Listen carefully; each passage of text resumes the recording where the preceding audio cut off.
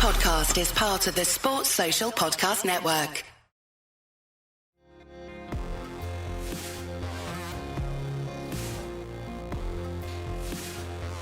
Hello and welcome back to Humans of Speedway, a very special episode as we look back on the best of the guests for 2020.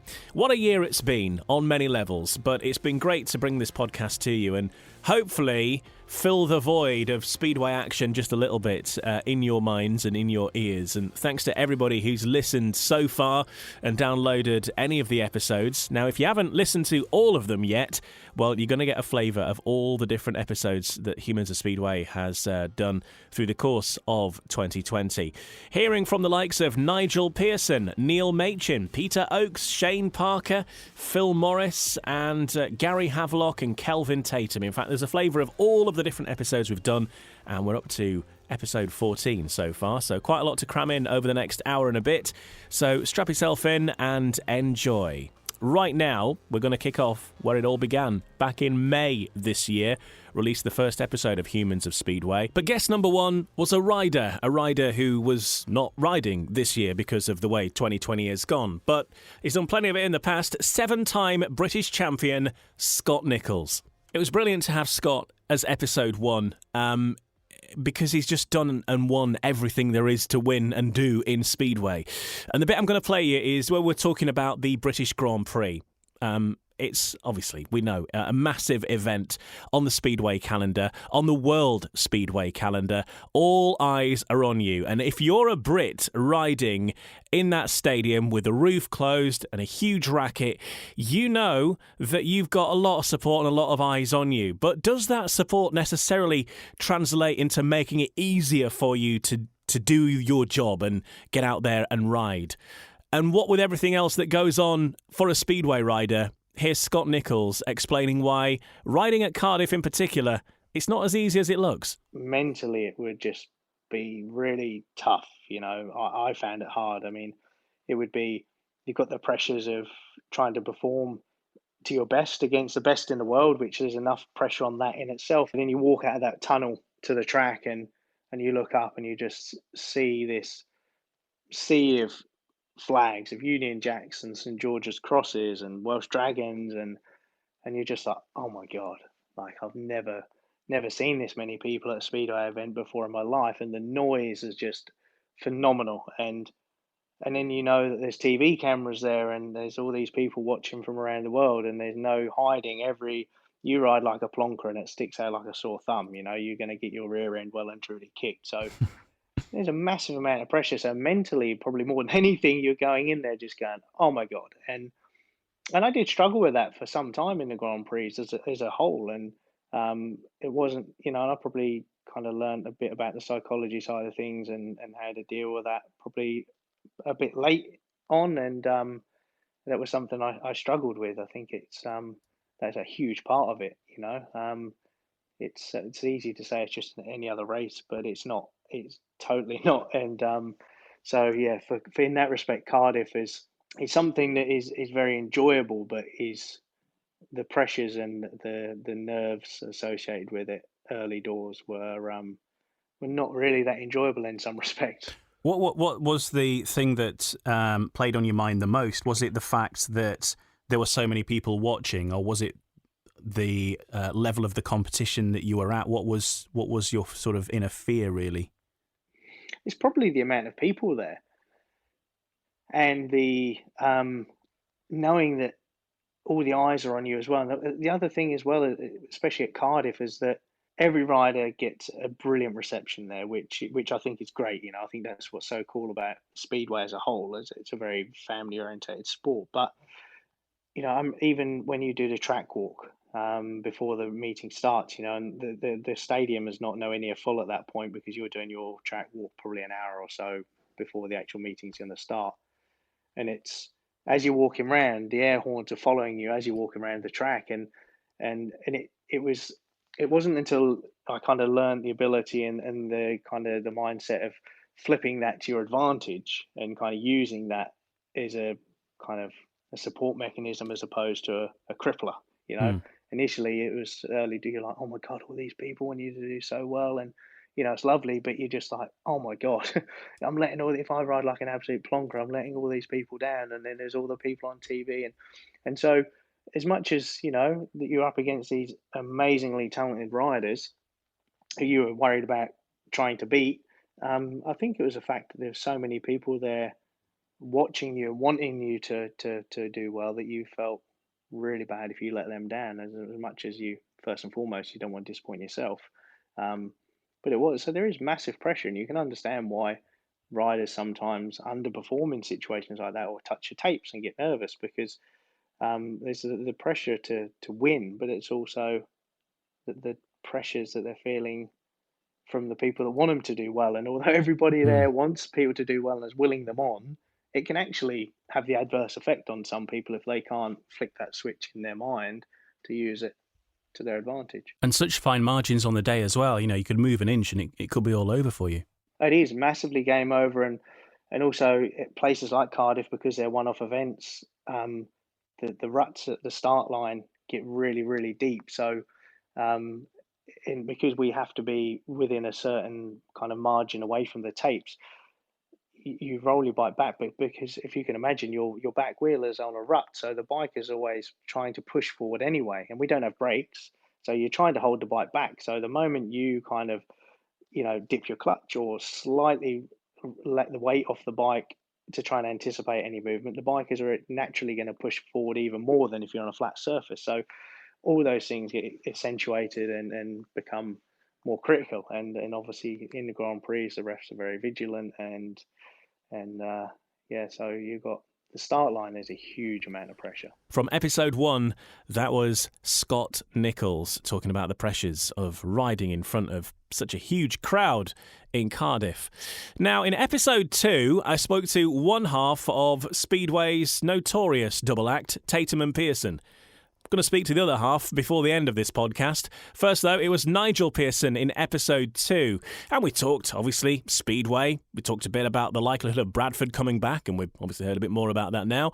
And we spoke a little bit about darts. But I asked Nigel how he got started in commentary in the first place. It's a very specific kind of job, being a sports reporter, and a very difficult job to make it big in as well. And obviously, that journey had to begin somewhere. So how did Nigel's journey to being the voice of Speedway begin? Back in 1989, I just started my first full-time job as a writer with a newspaper in the West Midlands, County Express Group, which covered Halesowen, Stourbridge and Dudley. And I started as a trainee sports writer, and within 6 months, they promoted me to sports editor. But at the same time, I was doing hospital radio, and I was going to West Bromwich Albion games and covering it for DDHB, Dudley and District Hospital Broadcasting. And at the same time, I sent demo cassettes off, the TDKC 90 and all that. And I sent demo cassettes off to BBC WM, Beacon Radio and BRMB. I think I did 2 games for WM when they were short, and they gave me an opportunity, which was fantastic. But then George Gavin at BRMB gave me a call and said, how do you fancy Halesowen Town versus Tranmere in the FA Cup on a phone line? So George booked me a phone line at Halesowen, November 89, FA Cup. Still got the programme now. And I did, I think, 8 updates into Saturday Sport with George on BRMB. And then I did every weekend from there on. He just put me as part of the team. And I think within 3 weeks or there or thereabouts, I'd have to Google fixtures that year. But certainly on or around November or December 89, it gave me Manchester United versus Aston Villa at Old Trafford. Oh, hello. And I just could not believe it. He rang me, because there's no email then, no text messaging. Hi, Nigel, it's George. Fancy Old Trafford Saturday? Do I? What? Do I? So George gave me that opportunity, and I'd started doing football every weekend, midweek as well. And I remember going to Scarborough versus Walsall on a Tuesday night. Did the rounds, went to all the lower league grounds covering Walsall. That was on BRMB. So that was how the broadcasting started. And then in 96, a guy called Colin Wilshire approached me for Beacon. They were going to revamp their sports coverage and actually start taking it seriously and do contracts with Wolves. and West Brom to do commentary deals, which didn't necessarily go down too well with Tom at BRMB, Tom Ross at BRMB at the time, because not only was I moving away, but we were effectively in opposition, even though we were commercial radio together. Obviously, we're trying to build listeners up in Wolverhampton and Shropshire, and Tom and BRMB had exclusivity with Birmingham, Villa, so that's how it moved on to Beacon. So I presented the sports show, I commentated on the sports show, and I did Monday to Friday breakfast sports bulletins from 6 a.m. until 10 a.m. Wow. So it was busy, but it was fun. And also after that, then Beacon, I'd just taken out a mortgage, and then Beacon decided to drop sport and get rid of me. That's commercial radio for you. There you go, Ian. There you go. I knew that would resonate somewhere. Then Talk Sport was just being launched. I started doing games when it was called Talk Radio back in the day, and then in 2000 they launched Talk Sport. And I asked one of the producers at Talk Sport, what does that mean then? He said, more work for you. So then that kicked on, and I'm still with Talk Sport to this day, 20 years later. And I look back on my time with Talk Sport with great pride, because I've presented, I've commentated, I've read sports bulletins, I've done Formula One coverage. I was the first commentator, the first lead commentator on Talk Sport when they won national commentary, when they won a national commentary contract. Myself and Alvin Martin did a year, and then myself and Stan Collymore. Wow. But then the TV had started kicking in, Ian, because I'd started doing Sky Sports Speedway. I was given meetings there, and then the boss of the Sky Sports Speedway team also was the boss of the Sky Sports Darts team. And he knew I'd been a fan of darts, because every time we poked up at a meeting, I'd talk about it. Great Premier League the other night, match play was good. I watched that. That was brilliant. And then one day, we were in a pub somewhere in London, and he just pulled me to one side. Right, Nigel, there's more darts coming in on Sky. Do you fancy a dabble? And then in 2006, I went and did my first darts commentary at the Circus Tavern in Purfleet, in the last World Championship to be held at the Circus Tavern, and I was probably more nervous than I ever have been for anything in my life. And I started then, and I'm still with the Sky Sports Darts team to this day, with a wonderful team of people, and probably do 25 to 30 days of darts per year on the Sky Sports team. Great to be part of that team. So that's, in a nutshell, my broadcast career, how it evolved, and where it's at now. It's Nigel Pearson from episode 2, and speaking to the other part of that double act, Kelvin Tatum, before the end of this Best of the Guests for 2020. Episode 3, I spoke to Speedway author Jeff Scott, who about 15 years ago set himself the challenge of visiting every single Speedway track in the UK through one season, and chronicling this in a book called Showered in Shale. Since then, he's made a similar journey across Europe, following the Speedway Grand Prix series at all the weird and wonderful locations that those events happen at. And here is Jeff talking us through some of the weird and wonderful quirks of Speedway in the far reaches of Europe. I've been to two whole series worth of the Speedway Grand Prix, so I've been to all the tracks they have, and that often appears to be something like a sort of Duke of Edinburgh award scheme, where they test your compass skills and your ability to get to remote locations in the middle of nowhere in various sort of obscure European countries. But looking at Sweden, I think, again, I don't want to culturally stereotype, but there is a sort of more community nature, or, people don't really try and stand out as the big I am in Sweden, I don't think, or Denmark. There's a very much, everybody's roughly at the same sort of level. So a typical, as judged by the Speedway Grand Prix tracks, and I'd love to go around to all the tracks in Sweden, they tend to be in a forest. They tend to be built with rain in mind, because I don't think they're short of rain over there. And yeah, it has sort of more modest benching. I think it has a different range of shops. Last year when I was in Melilla, they confiscated my water as I went in, and I said, well, what shall I do for a drink? And the security man said, the water is so pure here you can drink from the toilet. And while that didn't seem quite what I had in mind, It was. It was a good suggestion. I think the biggest innovation I saw food-wise in Sweden was, again, at Melilla, where they're selling the chips and the burgers, and then they have these, they were almost right in Speedway colour terms, they have like 4 udders hanging down. So in one, you've got tomato ketchup, the red one, you've got a white one for mayonnaise, and you've got the yellow one for mustard. And if they'd had an extra blue one, that would have just been perfect. But again, I don't suppose blue cheese dressing or whatever, that would have to be in that. I don't know if it'd be that popular. I can't imagine there's many Speedway fans that like blue cheese, really. That's just a guess. Looking, say, at Poland, I mean, everyone talks about how wonderful, Poland is a league on, that everyone's attracted to, the riders from a finance and sponsorship point of view, but also from a crowd point of view. And I mean, all Polish football clubs, Speedway clubs, given the nature of sort of Eastern Europe and sort of Iron Curtain countries, Soviet bloc countries, there was a lot of sort of community pride in your club. So if you were the state or the local council would invest in their Speedway stadia and give it to their football club or rent it out at bargain rates to people. So I think we talk about why don't we emulate what's happening in Poland, but we sort of misunderstand the sort of ownership basis of the stadiums, because in the UK, we've always been sort of adventitiously involved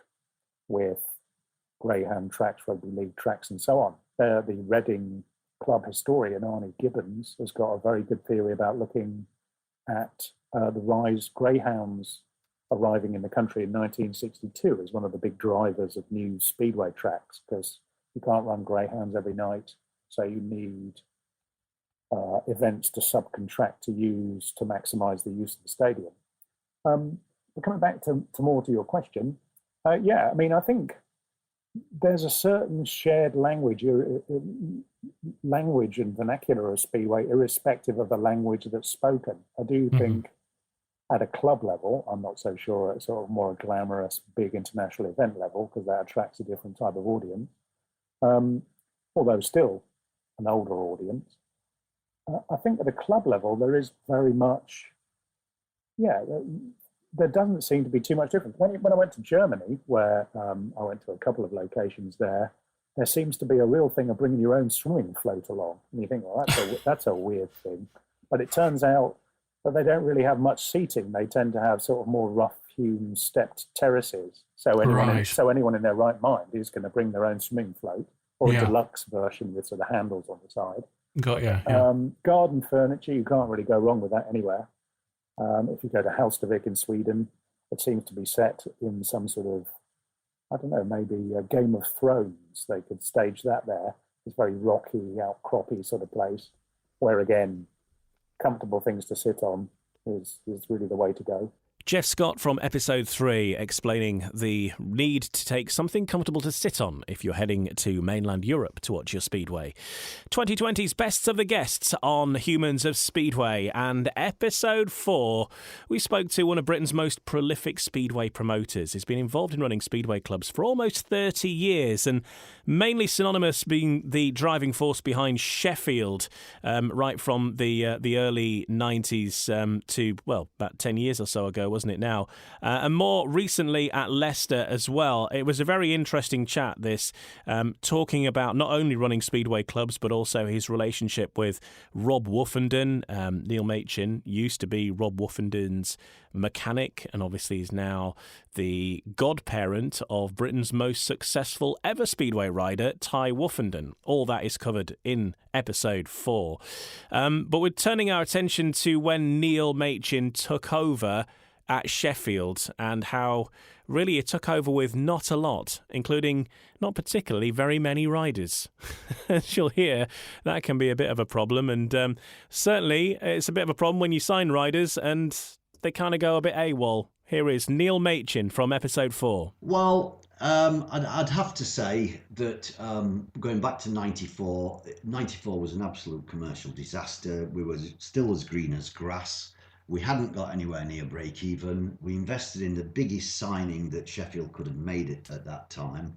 a character by the name of Sean Moran.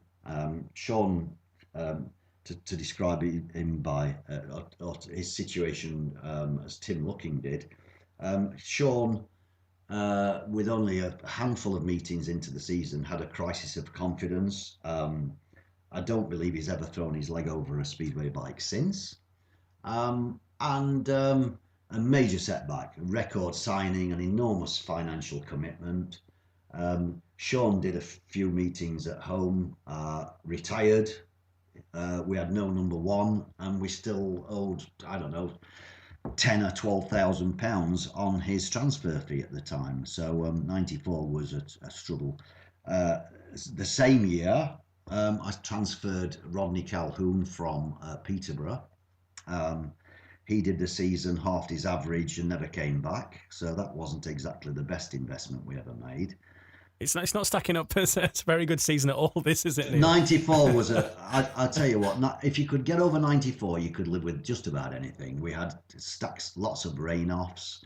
We had to restructure the team. The brightest thing about 94 was bringing Greg Bartlett from West Australia. He was such a prolific novice, and I have to describe him that way because I'd actually witnessed him in West Australia, done about 3 or 4 meetings at Claremont, and we threw him straight into the league programme here in the UK.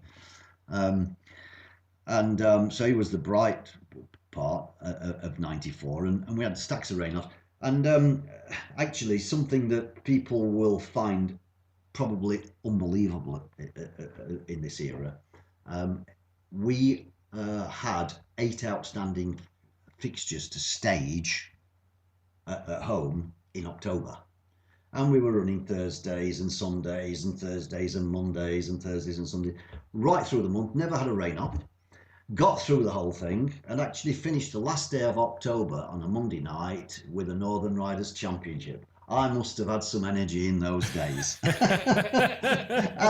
of course Tim as well, you know, we must have had some energy in those days. 2 or 3 times a week, eh?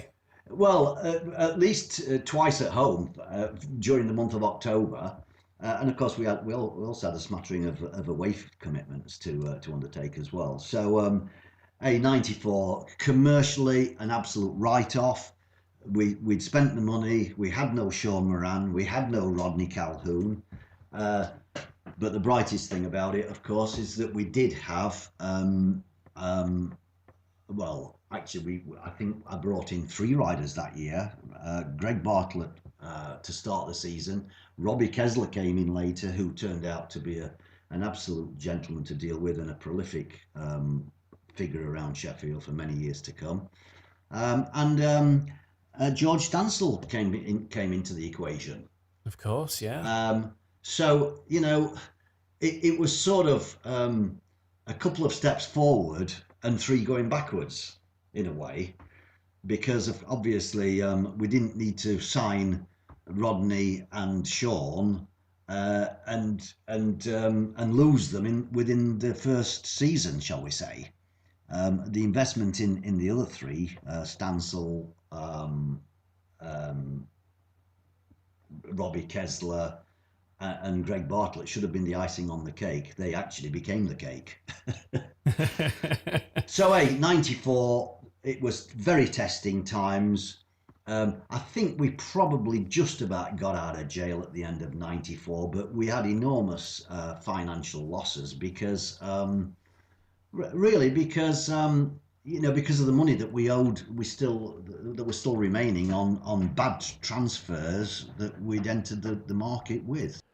That's Neil Machin talking about life at Sheffield in the early days, and you can hear more about what it's like to run a club from Neil Machin in episode 4. Episode 5 caught up with somebody that's been described to me as one of the most influential men in British Speedway, and that is Peter Oakes. Now, Peter Oakes is a a reporter, a journalist, and has worked for some serious Fleet Street newspapers, but also with an interest in Speedway, became one of the most prolific Speedway reporters as well, writing for the Speedway Star ever since the late 50s and early 60s, and still is writing for them today. He's also done every job I think there is to do apart from being a rider. He's worked in PR, he's been a promoter, a team manager, and the personal manager of perhaps the greatest ever rider, Ivan Major. But how did that friendship come about? 63, I first met Ivan. Neither of us can actually remember the circumstances, but all I can remember was that his wife, Ray, I was living in Hull Syke in Diggs at the time, and I can remember Ray saying to me, look, you must come and have Sunday lunch with us. There I was, a 18-year-old, living away from home, and you know what you sort of like at that age. You don't exactly have the best things to eat, and you don't have your Sunday lunch or no matter. But Ray asked me to go for Sunday lunch. I'll never forget it because Sunday lunch was a curry.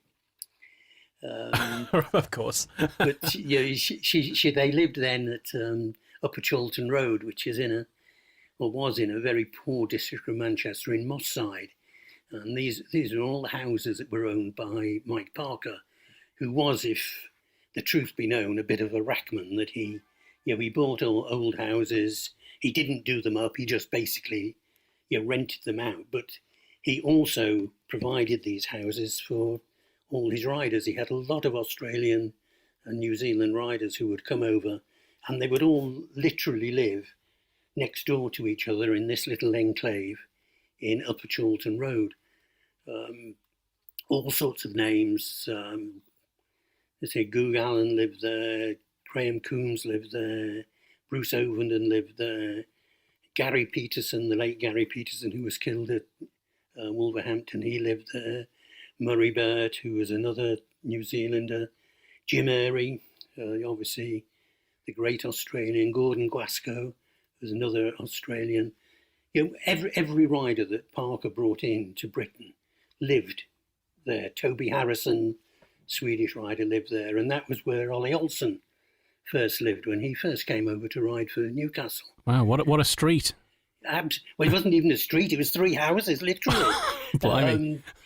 So I would go to the houses, and obviously I would then spend all my spare time chatting to all these riders, and getting the stories and features about them. If I look back at sort of 63, 64, the Speedway Star would have a feature almost every week that I'd written, which was nearly always about one of these riders who were living in these houses, because you could go and see them. I bet you wish it was still like that in some ways. It's so easy to just go and track them down, whereas now they're jetting here or there and everywhere. It's completely different days. Yeah, the only thing that today has, at least, is mobile phones. Yes. that if you bear in mind, like in the 60s, there were no such things as mobile phones, and very few of the riders, certainly not the riders who came over from Australia and New Zealand, because they were always living on virtually nothing. They didn't even have landlines, so you couldn't phone them. But I had this great advantage of actually seeing them all on a regular basis, and some really nice stories from those days. I can remember Jim Airy and Gordon Glasgow, who were really great mates and travelled everywhere together. Just being like sort of school kids when it snowed on what must have been a March or possibly even as late as April, and they literally had never seen snow in their lives. And you can imagine that they suddenly see this snow. They'd obviously heard about it, but never seen it, and they really were like a couple of 8 or 9 year olds wanted to go and throw snowballs at each other. Fantastic. A lot of fun, and Ivan or Ray was the matriarch of them all. That Ray looked after all of them, and they obviously all went to Ivan for their advice. They all shared workshops, and then the other great thing that sort of taught me, you wouldn't take a dog into these houses. The estates, I'm not saying that they weren't dirty because they were looked after by the people in there, but they were really run down houses.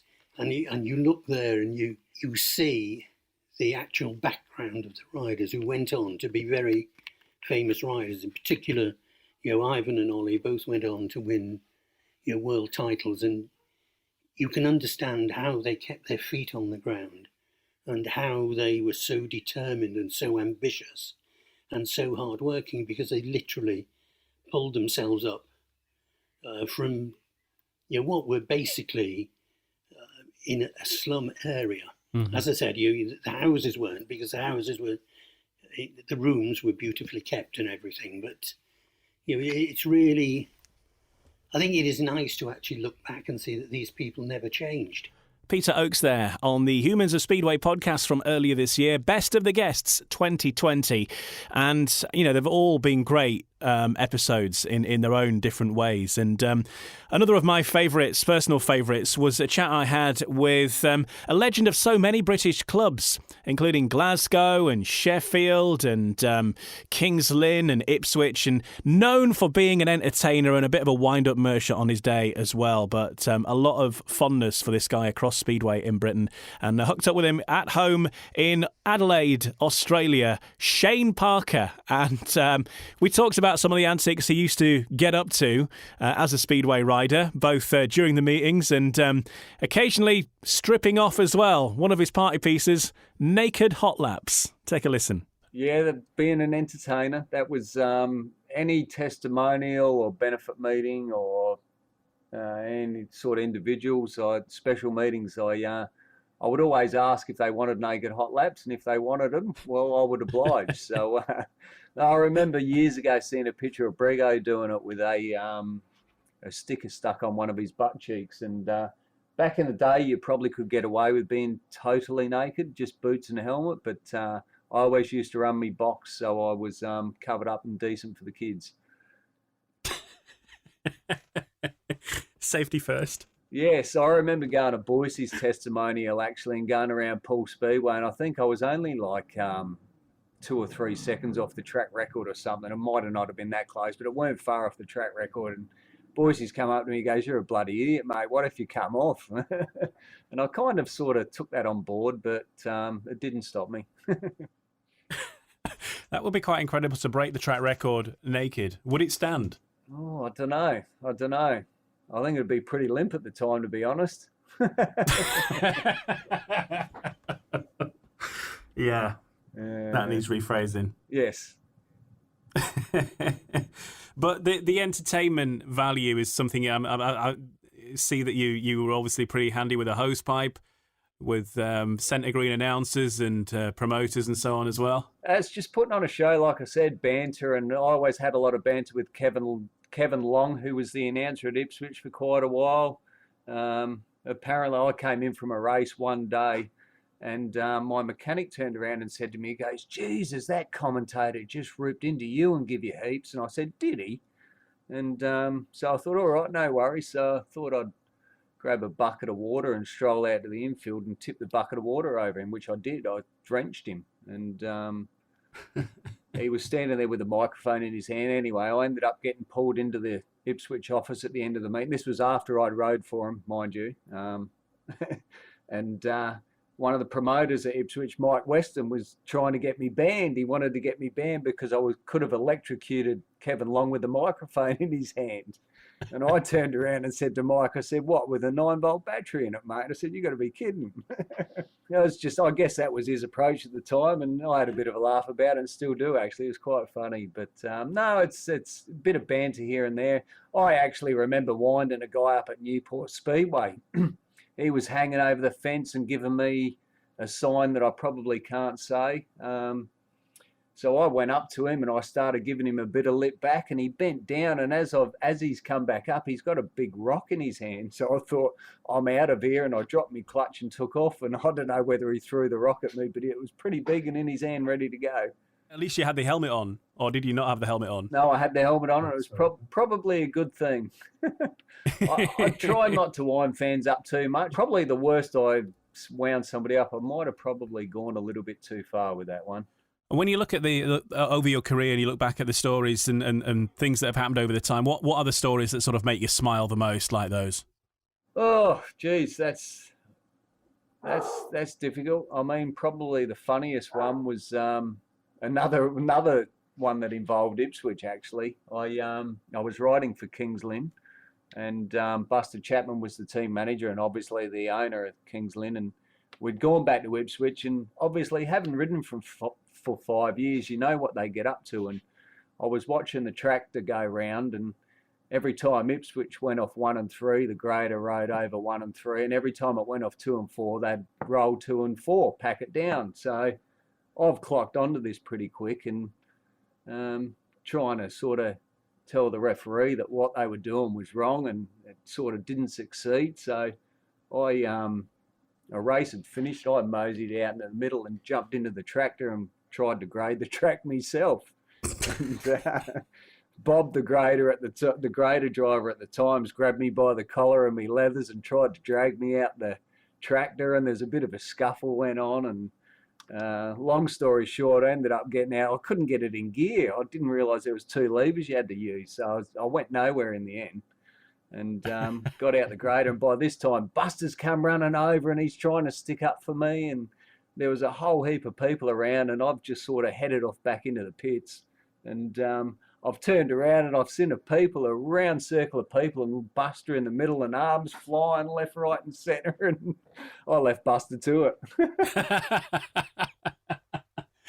Just wash your hands and run off. Yeah, I did. But I've actually got a clip out of the newspaper from that. It made the newspaper in Ipswich, so always gave them something that was good for the local rag. Ever the entertainer Shane Parker on Humans of Speedway from earlier this year. I'm Ian Brannan. We're looking back at the best of the guests from 2020, and from one of the stars on the track to a star off the track, which is what the podcast is all about, really, because there's the riders, but there's also these key individuals that without them the sport wouldn't happen, and that's definitely the case when you're talking about referees. And earlier this year, caught up with one of the men in the box overseeing things, an FIM referee, no less, Chris Durno, and spoke to Chris about what it is like to be a referee, how you go about becoming one in the first place, and the training that's involved. I mean, spoiler alert for you, the training is very thorough and goes on a lot longer than you'd imagine. Check out How to Be a Referee in the full episode. But right now, we're going to have a listen to Chris talking about some of the things that weigh heavily on a referee's mind. You probably straight away, people might think the biggest decisions that a referee makes is during a meeting, whether you've got to exclude rider A or rider B. It's not. The biggest decision that a referee always will make is whether a meeting goes on or not. That is really puts you in a position where you've got a weather affected surface, and it's really is the referee's decision at the end of the day. You've got to fully consider rider safety, but at the same time, if there is any way that a track can be rectified and worked on and improved, you've got to sort of also have consideration for the promotion as well, that if at all possible, attempts should be made. And that's where you really are caught piggy in the middle, where you may have one team, say a home team, that are keen to ride, and the away team absolutely steadfast against not riding, and then you are caught in the middle of that and have to work your way through it. Talk to the riders as much as possible. Ask them if there's anything that can be done that can improve the situation.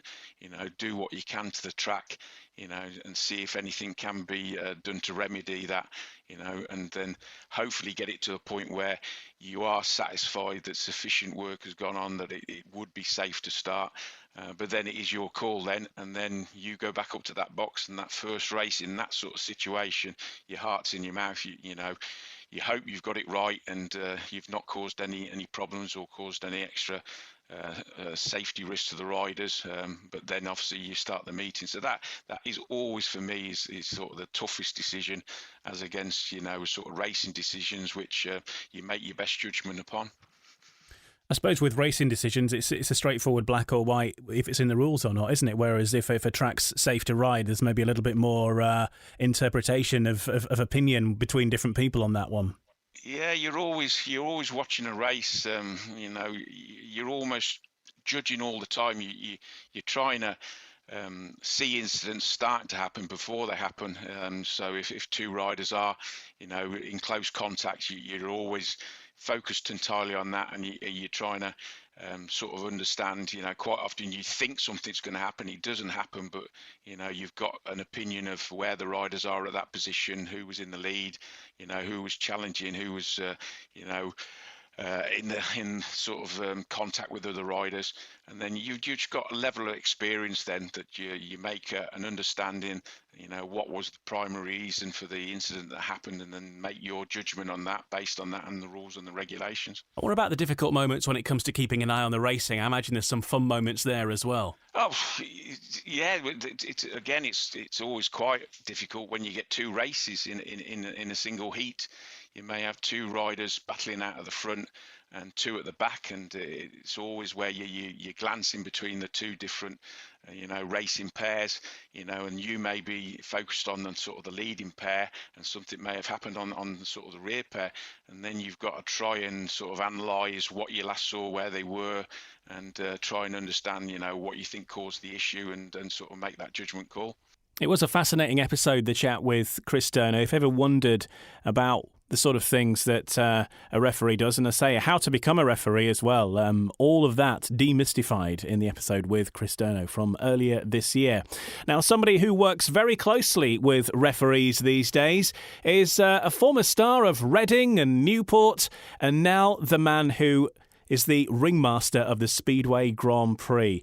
The FIM Speedway GP race director Phil Morris joined us early this year on Humans of Speedway to talk about his career and his role, and of course specifically the stuff that he has to look after with the Grand Prix. And I think when you look at slick meetings and presentation of meetings, the Grand Prix series is the benchmark. And so what work goes in to ensure that those meetings run like clockwork? Because you've got to remember, the Speedway Grand Prix, not only a Speedway meeting, but it's a TV show as well, shown right around the world. Here's Phil talking us through some of his duties building up to a GP. Once a year, I meet with every organiser, clerk of the course, normally in February. We spend a day going through how we expect A to be done, B to be done, X to be done, Y, Z. We want the show to look the same, whether it's in Cardiff or in Timbuktu. Apart from the stadium, we want the show, we want the feel, we know how it's working.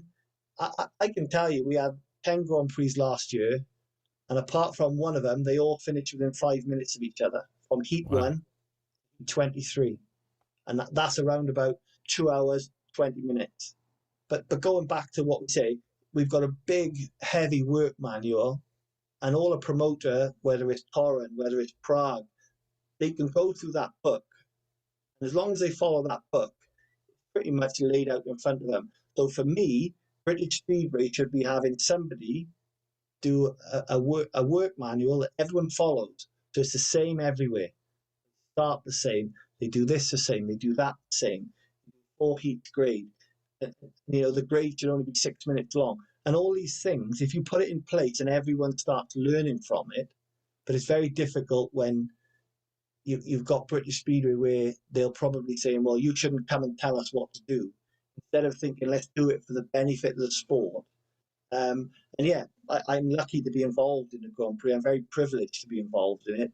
But I see what goes on behind lots of things go wrong.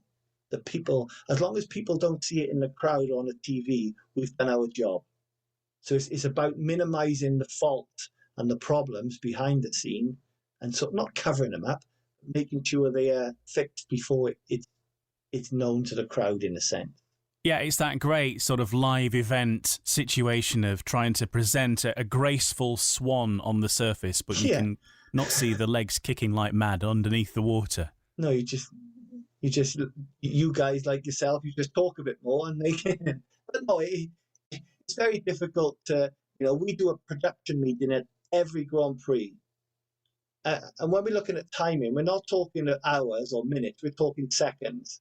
So at 7:03 and 30 seconds, this will happen. Because I know at 7:03 and 50 seconds, riders get pushed off. That's my first thing that I work off. So, and people don't realise that these attention to small details, it's just once you've got it ingrained, it becomes normal. And I can promise you, the riders actually get used to it. You know, we do 4 races, bang, bang, bang, bang, bang.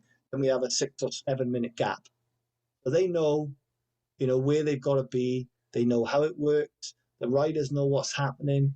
And once everyone knows what's happening, it becomes normal. And it's not difficult to do. But I just feel a good, solid sort of blueprint that every track does X, Y, Z. It helps because everybody knows when you go to, whether it's Birmingham, whether it's Poole, whether it's Edinburgh, whether it's Berwick, wherever you go, the show will be the same. Of course, you have different riders. Let's try it. You know, I'm not preaching here because, you know, it's not my job. I'm involved in the Grand Prix. But yeah, you look at Poland. The reality is they followed what the Grand Prix have done. But you look at a lot of the things, they've got a work manual. They do things at this time, at that time. This has to be done then, that has to be done. And it all falls into place and looks a better product, in my opinion. And really, the whole production needs to be well-timed because you've got TV and TV demand specific timings. You know, TV stations and TV programmes run by the second themselves anyway, so they're going to expect a meeting like this to follow the same guidelines. Yeah, obviously with the TV, you know, we've got a 3-hour start to finish schedule, and I can assure you nobody wants it to go past 3 hours because, you know, some countries are going to lose a feed and things like that. So touch wood, which I'm doing right now, we've not failed with that one yet in 5 years of being involved. Of course, this is why sometimes I can be a little bit in front, and then I'll in a sense, I'll choke the event back a little bit because it's going so good. But you only need to have one crash, which breaks 2 airbags, you know, the air fence, and that's a 20-minute delay, 15-minute while they change them. So it's about working and knowing the things and feeling it in a sense. But yeah, it's all linked to being a professional show, and I think we've got a very professional show in the Grand Prix, and I'm proud of it. FIM race director Phil Morris there talking about some of the things that go into making sure that the Grand Prix series runs like clockwork. Now, in episode 9 in September, I caught up with somebody who is a familiar face around Speedway tracks and a familiar voice as well, because he does Centre Green announcing at some of the Ben Fund meetings, and also the voice of Newcastle and Redcar, and has been the voice of a few other tracks as well in the time. Roy Clark is the guy. Now, Roy, as a youngster, had dreams of becoming a Speedway rider, and he was a Speedway rider and rode for the Felton Flyers in the Northeast, and has done a lot of work with Newcastle as well. I think he's done pretty much every job there is to do for the Newcastle Diamonds, including being team manager for a time briefly as well. But one of the other things that Roy does or has done is provided a place of accommodation for a number of riders, either British-based ones that just happened to be stuck in the Northeast and needed a place to kip, or particularly the foreign stars that come over to Britain and find themselves leaving Denmark or Sweden or wherever behind and finding themselves in the middle of Newcastle. Roy has helped these riders integrate into Northeast life. And here in the episode that I did with him, he talks about what it was like sharing his house with some well-known names of Speedway.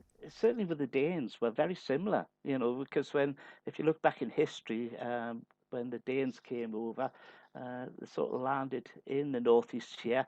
And some of our words that we use, like Geordie words, like gan yem, it's like going home in Geordie. It's the same in Danish. Danish is for going home is gan yem. It's not, really? It is. Yeah, it is. Yeah. Wow. So, I've got to remember, you know, when Bjarne Pedersen first came over, Bjarne could hardly speak English. So Bjarne ended up with very much a Geordie accent, but after the 2 years he left here. But, you know, great times, you know. The problem was with the house as well, it's not the same deco as what it is now because I hadn't been moved in long, and the previous person who had my house was a young lady, and everything was pink. So this house got known as the Pink Palace for a lot of years. yeah, I think we've got very much the same sort of like mentality as well. You know, sort of like very friendly and things like this. So, Yeah. you know, we got on great. You know, when Kenneth BS stopped at my house, you know, I wouldn't just have Kenneth for some weekends. You know, Lassa would be here as well. Who's, you know, Lassa was only about 5 or 6 at the time when he came over to stop. I'd have his dad Ivan stop in here. You know, Kenny Lawson's dad used to stop here quite a few times, and which was quite funny because would have a Peter and I would have a little drink in the house, and there was one morning. Kenny came downstairs and he came running back upstairs. He says, "Roy, you've got to come down and see me dad." And came downstairs, and his dad was lying on my settee, and he was cuddling me Dyson vacuum cleaner. so we called him Dyson from then onwards. It all happens at the Pink Palace. It all happens at the Pink Palace, yeah. And these are the stories I can't tell you. There's a lot I can't tell you. Yeah, well, that's right. We want to protect the names of the of the innocent and the guilty. Exactly. Yeah. Well, and it must have been good though, because for the riders finding somewhere to stay. I mean, I guess some of them around the country would find, you know, maybe a B&B to live at or whatever, or some kind of guest house. But to share a house with somebody who's involved in the sport and actually knows a little bit about, you know, speedway bikes, engines, track craft and all that kind of stuff must have been, you know, good for both of you really to be able to enjoy conversations like that. Yeah, it was. I've also got a large collection of videos and DVDs of different tracks all over the country. So, you know, it was a common place for them to sit and watch a meeting before they'd go to an away track just to see what the track was like. Ah. So they weren't going in sort of like totally blind. Mind you, I think I regretted it when I showed a couple of the riders meetings from Exeter when they said, "Oh, that's big, that's bumpy." I says, "Wait till you see the safety fence, it's steel." Yes. Yeah, old school safety fence. So, and you were a mechanic for some of these riders as well?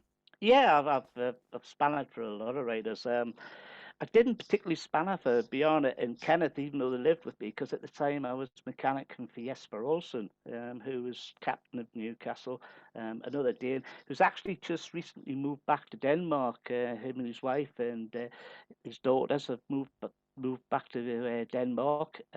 Up till recently, he's been living in Bedlington, just up the road from here. And me and him have, you know, kept in touch. We were known as the old rockers by his wife, because we used to go out to gigs and have a blooming good time listening to music. That's Roy Clark on Humans of Speedway from early this year, friend of the stars in the Northeast. From one Centre Green announcer to another, the voice behind the mic at Ipswich Speedway, and has been for a long time, the man in the white suit, Kevin Long, joined us on Humans of Speedway early this year as well. At the time, he was gearing up to be the man in the middle for one of the only matches to actually have people in attendance, or at least that was supposed to be the way, with the British final that was due to be hosted there. Obviously, that didn't actually happen in the end, sadly. But we spoke to Kevin about how he came to be the voice of Ipswich. He's been doing it since that great season in 1998 that Ipswich had, and still doing it now. And how did that journey begin, though, and how do you become a Centre Green announcer? Here's Kevin Long. When we sort of started going away on coaches and stuff like that, and I remember in the 97 season, we would go to all the meetings away. Our supporters club at Ipswich was very active in arranging away meetings, and we'd be away, and you know, we'd have such a laugh and a joke on the coaches, and you know, people were saying to me, "Oh, you know, you'd be good on the Centre Green. Why don't you sort of get on the Centre Green?" And I was like, "Well, I don't even know how to do it. You know, let alone, you know, how to even get the job." And we were away. I remember we were away watching the Witches at Bellevue. We were away on a weekend tour, and we actually were staying in the same hotel as the riders and the management. And when we all got back to the hotel, we're sort of having a drink in the bar, and we're sort of sitting around, and I was having a conversation with John Louis, obviously one of the promotional team at the time, and said, "Oh, you know, I could do that job." And he's like, "Well," he said, we're sort of committed to what we're doing now, for 97. He said, but who knows what we might do next year. And that was all that was sort of mentioned about it. But it was towards the end of the 97 season, the Supporters Club invited me to present their end of season event. You know, where you get together, rider awards are doled out, and everyone gets together for an end of season bash. Most clubs have them, and you know, it's highlighted at the end of the season. And so they invited me along to present the end of season awards in the evening. And so I put a lot of work into that, and a lot of research and things. And unbeknownst to me, that the promotional team at the time of John Louis, his then wife Magda Louis, and Mike Weston used it as an audition. You know, it's a bit like X Factor for Speedway presenters. You know, they just didn't have the red buzzers in front of them, and I didn't realise that they were watching my performance, inverted commas, to such an extent that with an eye to inviting me to take the job for 98. And that's exactly what happened at the end of the evening. They said, "Yep, we like what you did, and we'd like to invite you to be the centre grid presenter for the 1998 season." So you know, that was amazing, and for a lifelong fan of Speedway, to actually get that job. And you've got to remember that John Erie, through the halcyon days of the sport, you know, the 60s, 70s and the 80s, I mean, John is regarded quite rightly as the best ever centre grid presenter. To sort of follow, I didn't follow John's footsteps immediately. There were a few in between. Rob Chandler, who is a local radio presenter, did it for a few seasons, and had various other sort of people giving it a go. And with no broadcasting experience whatsoever, I've never worked in broadcasting, to sort of just be a fan off the terraces given a microphone to do the job was life. I wouldn't say it was a lifetime ambition, because I'd never really thought about doing it up until that sort of point. But that was the first year, 98, and never looked back really. The voice of Ipswich, the man in the white suit, Kevin Long on Humans of Speedway, as we look back on the best of the guests from 2020. And we spoke to an author, Helen Charlesworth, earlier this year. Now, Helen is a big fan of Speedway, first and foremost. She's a big Speedway historian and has got some great stories about the history of Speedway and some of the things that people got up to in the very, very early days that you can hear in the full episode that we did with Helen. But she's also an author as well, and has written a couple of novels based around Speedway and based around a couple of riders you might recognise the names of. Jason Doyle. Did you know that he was a star of a Speedway-based novel? Neither did I till I spoke to Helen Charlesworth. Here she is talking about them. I wrote books that I wanted to read. I read a lot of books on Speedway, but most of them, you know, they're either autobiographies, biographies, or facts and figures. And I really wanted to read a story. So why not write one yourself? And I also, because I like history, time travel, a whole lot of it, bag it up together. So these stories are about two teenage boys, Joel Armstrong and Will Roberts, and they both share a love of Speedway, but it's in different eras. Uh-huh. So in the first book, well, in both of them, Jason Doyle is Joel's all-time Speedway hero. Okay. But when he mentions this to Will said he'd never heard of Jason. His favourite rider was Cordy Milne, and he first watched Speedway in 1936. So the story basically is Joel had gone to spend a week's summer holidays with his grandparents in Plymouth. And while his grandfather was doing some renovations, he came across a small glass lens, likely from an old-fashioned pair of wireframe spectacles. And this lens becomes Joel's portal to the past. Sorry, his key to the portal to the past. His gran sends him off to deliver something to a friend in the next street. But that is also part of the portal. So every time he goes to this house, he goes through the portal. But of course, when he goes through, he's not meeting the lady he's supposed to. He goes through and he meets this boy, Will. It's Will's house in the 1940s. And at first he thinks this whole 1940s thing's a big hoax, but soon realises that when he sees the Luftwaffe bomb damage for himself and gets caught up in the Blitz, that this is real. And he begins to make regular visits to the past. So he is visiting a friend, but they don't realise that he's going Yeah. back in time to meet him. Yeah. Yeah. So prior to his visits to the past, Joe's always been a bit of a dreamer. He's always imagined himself with Jason Doyle, you know, the really good buddies. They're travelling to away meetings. He's helping him out in the pits. And even when he's in war-torn Plymouth, he still daydreams about Jason a lot. Okay, is Jason Doyle aware that he features as a character in one of the only Speedway novels that certainly I know of?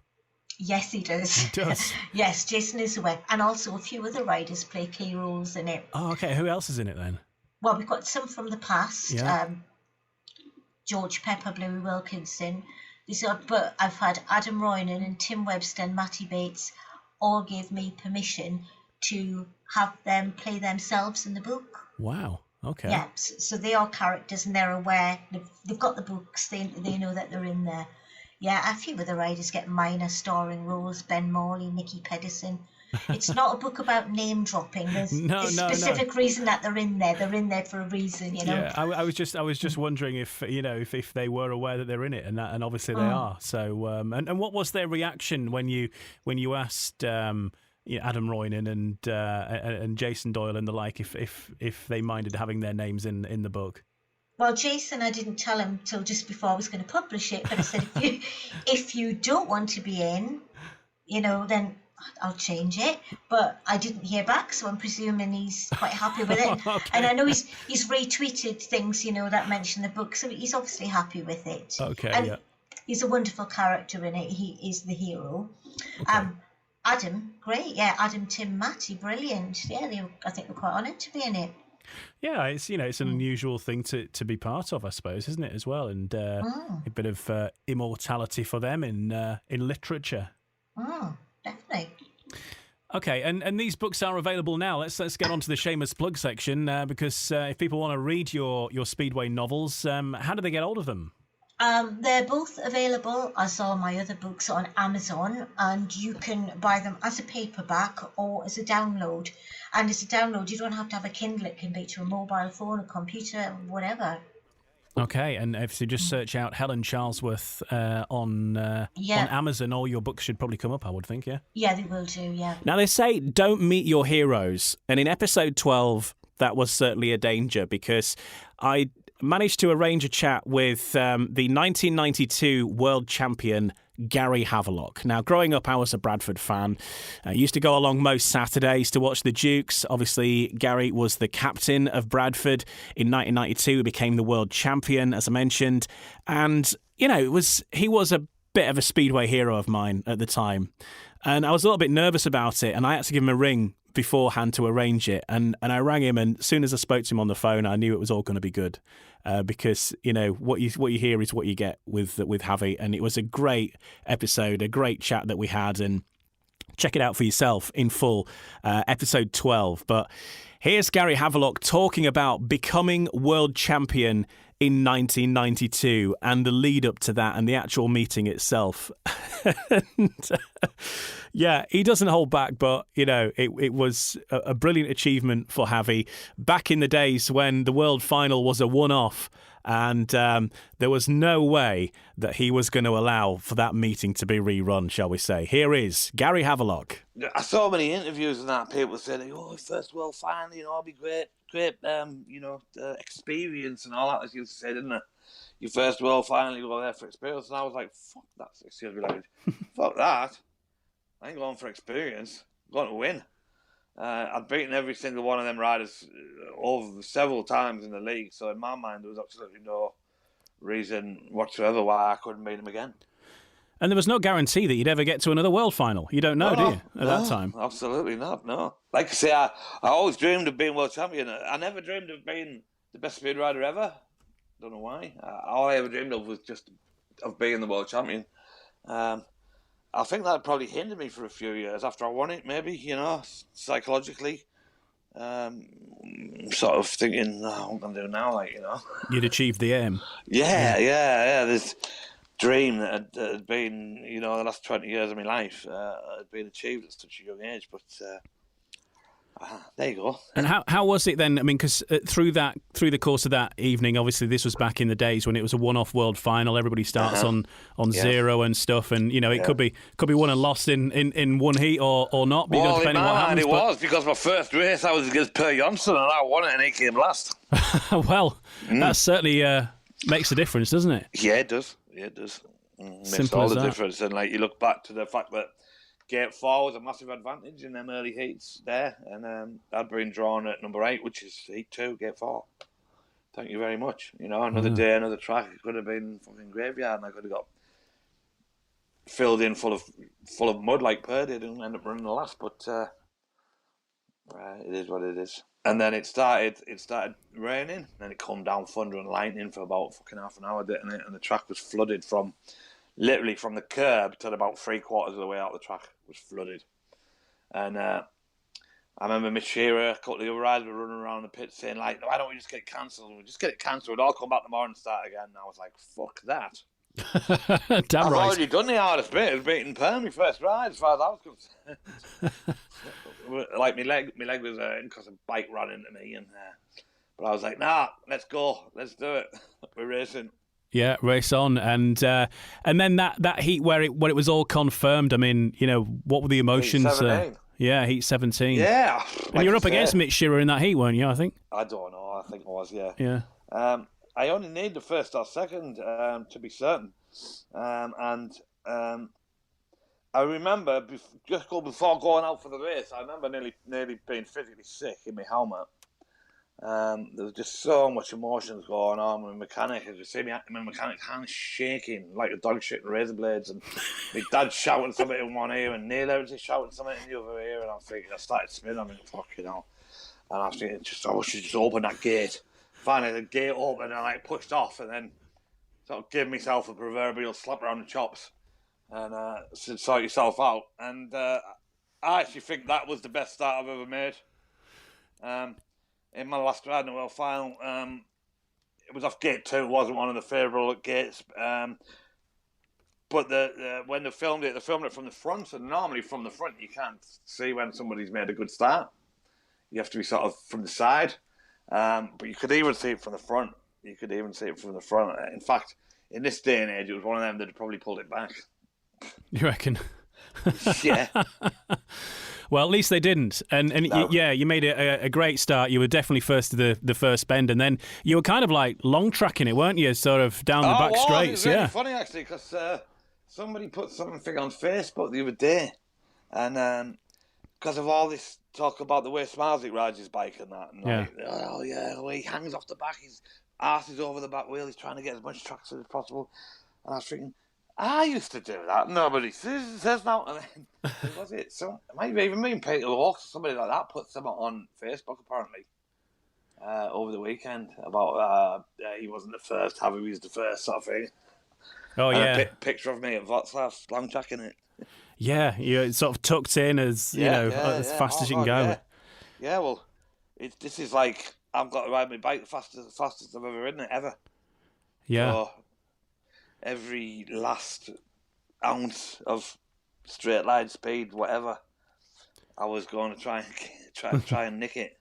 And you said about crossing the finish line and sort of not having sort of a massive amount of motion. You weren't punching the air and stuff like that. I didn't know whether I'd have done a wheelie over the line and punched the air. I didn't do anything. I just rode over the line and then just put my head down on my handlebars and just like trundled round in a complete whirlwind of emotions and feelings, and just insane, really insane. And then you get to lift the trophy and all that. And at what point does it really sink in? Because I imagine it's all like one of these occasions that sort of whizzes by, and it's only like the days afterwards where it sort of you think, "Wow, bloody hell, what have I done?" Well, I remember I got picked for the drug test as usual, and I remember it was that hot that I must have just sweated like every last bit of liquid out of my body, right? So straight afterwards, they told me about the drug test. So like, I'm drinking water, I'm drinking beer, I'm just trying to get liquid forced into me. Took me about over an hour to do it, didn't it? And then they were like, "You got to come to the press conference." Mm-hmm. they've been waiting for you. So I've got took over like the press conference. So I've got me leather tied around my waist in a knot, right? I've got a fag in one hand and a can of lager in the other hand. I walk into the press conference. There's about 150 people in this big room waiting for me.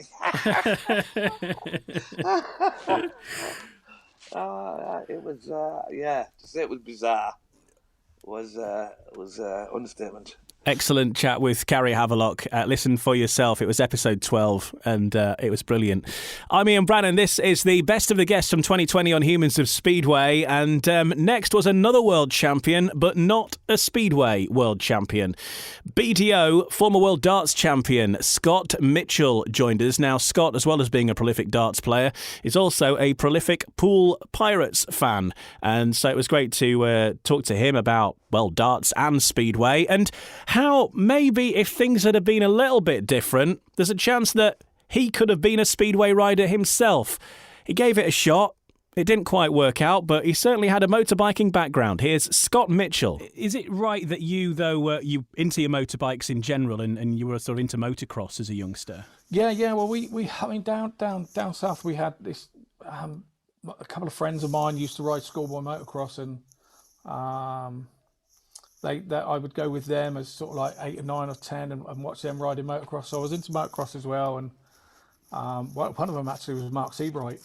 He was a friend of mine at 10 years old and now spanners for doilies. So it's quite strange. And he had a grass track career, and Jeff Wiltshire was Southern Centre champion, a grass tracker, and 10 or 12 years older than me. And they used to live in one of our farmhouses. His father did. So there was just everything around me. And Pete Monday, God rest his soul, lived about a mile away from our farm, and he used to come down and test his bikes back in the 60s on my granddad's farm. There was nowhere to test Speedway bikes then, so he used to come down on a grass field, and Pete used to test them there. So I suppose I had no choice. That Speedway was always going to be kind of the number one sport for me, and probably always will be. But with your background in motocross, obviously an interest in bikes in general, did you never consider giving Speedway a bash at all? I mean, could you have been the 2015 World Speedway champion instead of darts? No, if you've not seen me on the telly, I'm a bit of a lump, really. So I'll be honest with you, I have the figure for a dart player, but not for a Speedway rider,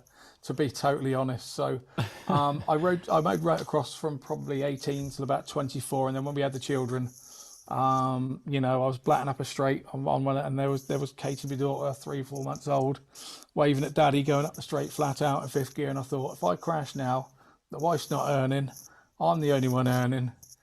We've got a house to the job.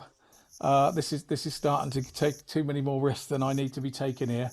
So that's and the fact that I'd sort of did some 500cc sort of amateur AMCA British Championship qualifiers, and failed to qualify for the top 40 in the country. So I kind of knew that I wasn't good enough. I was daft enough. I just wasn't fast enough. So and I wasn't committed enough, probably. I didn't want to go out running every night and all that sort of thing to make me as fit as a top guy. So things happen for a reason, and I just decided to knock it on the head. And I've been in every hospital in the south of England, and you start going to hospital and they go, "Oh, hi Scott," at the emergency ward when you're going in again. It kind of, and Dad was at home going, "What am I going to do with you? I've had a sort of like an ankle in cast, and he's put me in the tractor and gave me and strapped my leg up, because I had to have my leg elevated. So he strapped my leg up to the steering column in my tractor, and I've gone off silaging for the day, and he's given me a bottle and said, I can't get out to go to the toilet. And he's given me a bottle and said, well, there you go. You'll be able to empty that out the window every couple of hours. And I said, oh, thanks, Dad. So it was getting to the point where I was getting injured, and it was affecting my work as well. So, it was time. But at 24 years old, I matured myself to say, I'm not doing it anymore. That's Scott Mitchell, who swapped motorbikes for darts and became world champion at that, and probably a lot safer, you'll have to say. The most recent guest on Humans of Speedway was a man who needs little introduction to Speedway fans in the UK and probably further afield as well. Not only was he a prolific rider, but three-time world champion at long track, and he's got his new book out as well called Tales from the Top Draw. And we had a peek inside that book to some of the tales that Kelvin has shared, and we looked particularly at one season, which was the 1985 season. You got to remember, at this stage in Kelvin's career, he's not long been riding Speedway, only doing it a few years or so, and he found himself in a world final representing his country and really in at the deep end. And here he is talking about that massive season for him in 1985. Yeah, well, I rode in 3 world finals in 85. I rode in the pairs, the team, and the individual final at Odsal. And so that, again, that happened quite quickly. I sort of came away from Wimbledon. The second season at Wimbledon, I'd missed a large part of the season with a broken leg. So effectively, I'd done not very much racing, and suddenly I was riding in 3 world finals, riding with Kenny Carter in the pairs final, and then ended up being, I think, the only British rider to be in the world final at Odsal. So it was quite, and joining Coventry at the same time. It was a wow. When I was just talking about it now, it was quite an incredible season. Yeah, the 85 World Final, I think you were the only British out, because I remember, well, I don't remember, I was there, but I can't quite remember it. But having looked back on footage since, there were people holding up massive banners for Kelvin Tatum and stuff. I mean, rock star kind of treatment, wasn't it? Yeah, it was a bit overwhelming, to be honest, Ian. And in truth, it all happened rather quickly. I wasn't quite prepared for that, and I think I could have done with somebody like a Michael Lee, a Kenny Carter, 1 or 2 more established riders to have been in that world final. Just to take the heat off the attention. Yes, yeah, I wasn't ready for that, because I was the only British rider in a British-held staged world final. I mean, and I'd only been riding for 2.5 years. So it was difficult to come to terms with all that attention, to be perfectly honest. Kelvin Tatum, it's his first world final. A heavy responsibility is on his shoulders as the only Englishman here at Bradford. His fast gating could be the key to his success. Tatum in his first world final on the inside, the crowd on their feet and up to the first corner, and it looks like the Russian is gone, and so too is Tatum's made a terrific start. Tatum in front, second place is Muller, third place is the Russian, at the back it's Castagna. Well, what a start for Kelvin Tatum, almost overcooks the pits corner, but he's in front.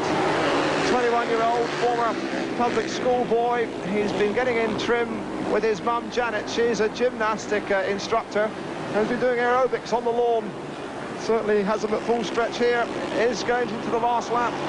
338 metres around Odsal, and it is Tatum in front for England. Then in second place Muller. In third place it's the Russian, and the Italian way at the back.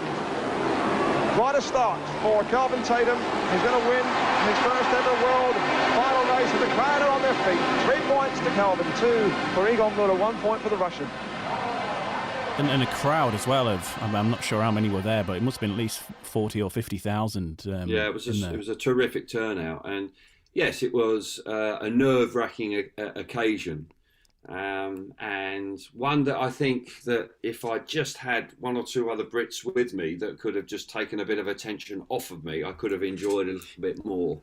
As you mentioned, though, not your only world final in 1985. There was the world pairs as well. And you look at the lineup for that, it was incredible. It was a who's who of Speedway at the time, really. Denmark with Eric Gundersen and Tommy Knudsen. England with yourself and Kenny Carter, as we just mentioned. United States, Bobby Schwartz, Sean Moran.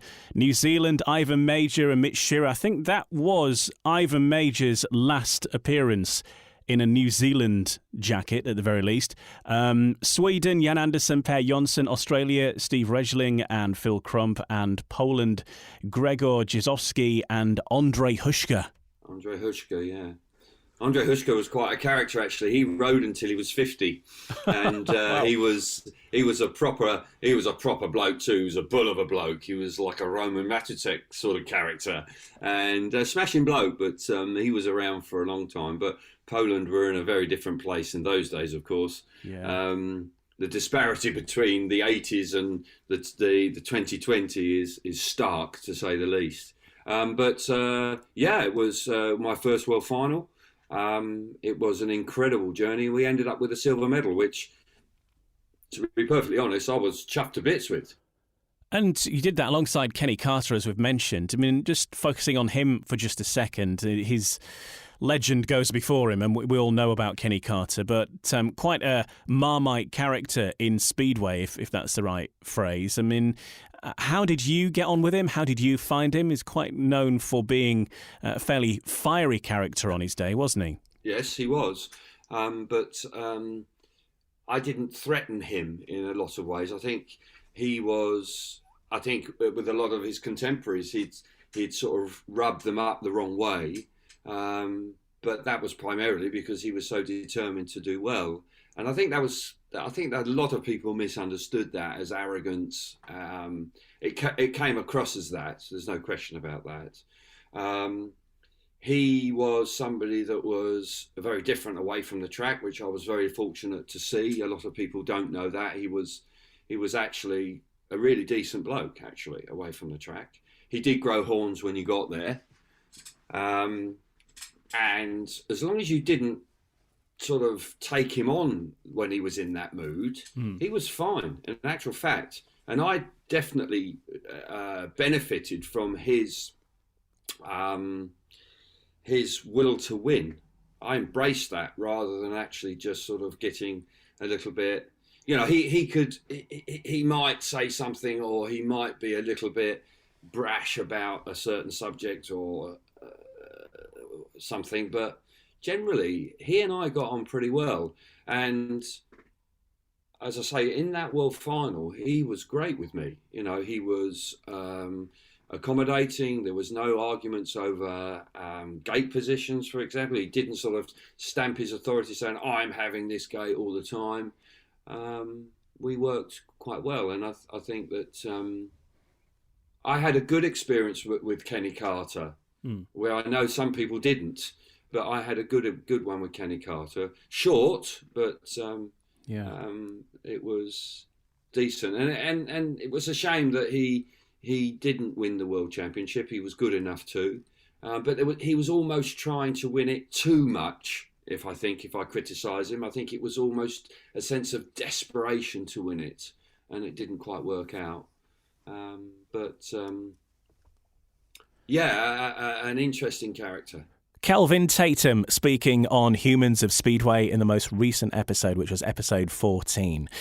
Don't forget to check out all of these in full if you haven't already. And if you haven't made it to the end of the various episodes, then each episode we get each person we've spoken to tell us about what their dream Speedway meeting would look like as well. So they're naming their all-time 1 to 7, their ideal track. Maybe they would change a rule as well. Really interesting, and sort of throws up all sorts of other conversations too. But that's at the final kind of 20 minutes or so of each episode. Check those out too. And as we're heading towards 2021, well, we hope for a much better new year. Of course we do. And health and happiness for your families. And hang in there, and hopefully things will be better very soon. And of course, it'd be great to see some Speedway live and in person and get ourselves back into the stadiums in time for this summer. That's what we all hope for. And we've got some great episodes lined up for you heading into 2021. Keep following us on our social media channels. You can follow us on Twitter. We are at Speedway Humans. We're also on Instagram and Facebook as well. You get all the info as and when those are ready. And have a great new year. Thanks for following us. Thanks for listening through 2020. And we'll speak to you soon on Humans of Speedway.